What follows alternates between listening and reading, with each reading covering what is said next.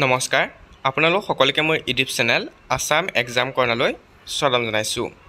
আজি মই আপোনালোকক ডিব্ৰুগড় ইউনিভাৰ্চিটি এইচএছ পাছ কৰাৰ পিছত কেনেকৈ ইউজি এডমিশ্যন ল'ব সেই বিষয়ে জনাম। ডিব্ৰুগড় ইউনিভাৰ্চিটিয়ে এইবাৰৰ পৰা 5 বছৰীয়া এটা ইণ্টিগ্ৰেটেড প্ৰগ্ৰেম আৰম্ভ কৰিছে, য'ত আপোনালোকে আপোনালোকৰ গ্ৰেজুৱেশ্যন আৰু মাষ্টাৰ ডিগ্ৰী কমপ্লিট কৰিব পাৰিব একেলগে।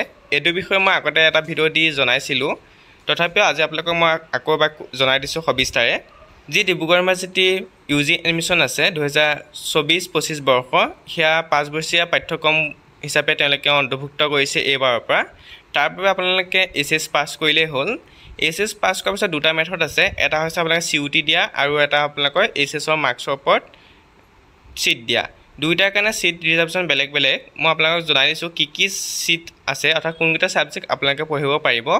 এইকেইটা ছাবজেক্ট আপোনালোকে পঢ়িব পাৰিব: anthropology, applied geology, Assamese, Bodo, chemistry, commerce, economics, English, history, life science, zoology, botany, mathematics, physics, political science, sociology and statistics.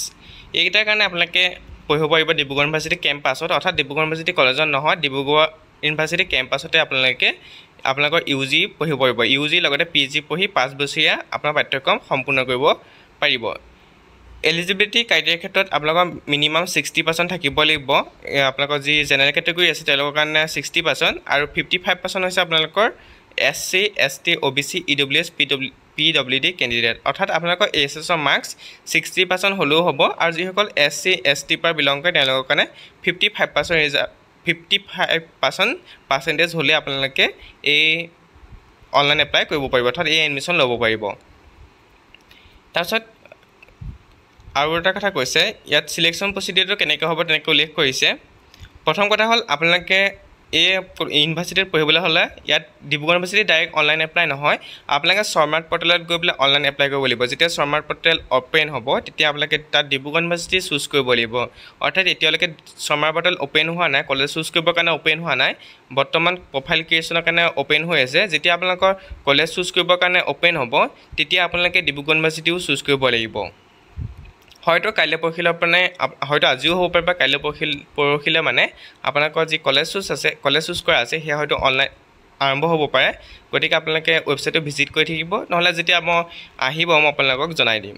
Selection প্ৰচিডিউৰৰ কথা মই যদি কওঁ তেতিয়া কি হ'ব, ইয়াত 5 ইয়েৰ ইণ্টিগ্ৰেটেড পষ্ট গ্ৰেজুৱেট পঢ়িবলৈ হ'লে আপোনালোকে 50% ছিট ৰিজাৰ্ভেশ্যন থাকিব যিসকলে CUT দিছে, আৰু 50% ছিট ৰিজাৰ্ভেশ্যন থাকিব যিসকলে এইচএছৰ ভিত্তিত এইচএছৰ মাৰ্কছৰ ওপৰত ভিত্তি কৰি এডমিশ্যন ল'ব বিচাৰিছে। অৰ্থাৎ যিসকলে CUT দিছিলে, মই আগতে উল্লেখ কৰিছিলোঁ যে CUT দিওঁতে আপোনালোকে যিসকলে ডিব্ৰুগড় ইউনিভাৰ্চিটি চুজ কৰিছে তেওঁলোকে CUT বেষ্টত এডমিশ্যন ল'ব পাৰিব, আৰু যিসকলে CUT নাই দিয়ে তেওঁলোকে এইচএছৰ ভিত্তিত কি কৰিব পাৰিব, এডমিশ্যন ল'ব পাৰিব।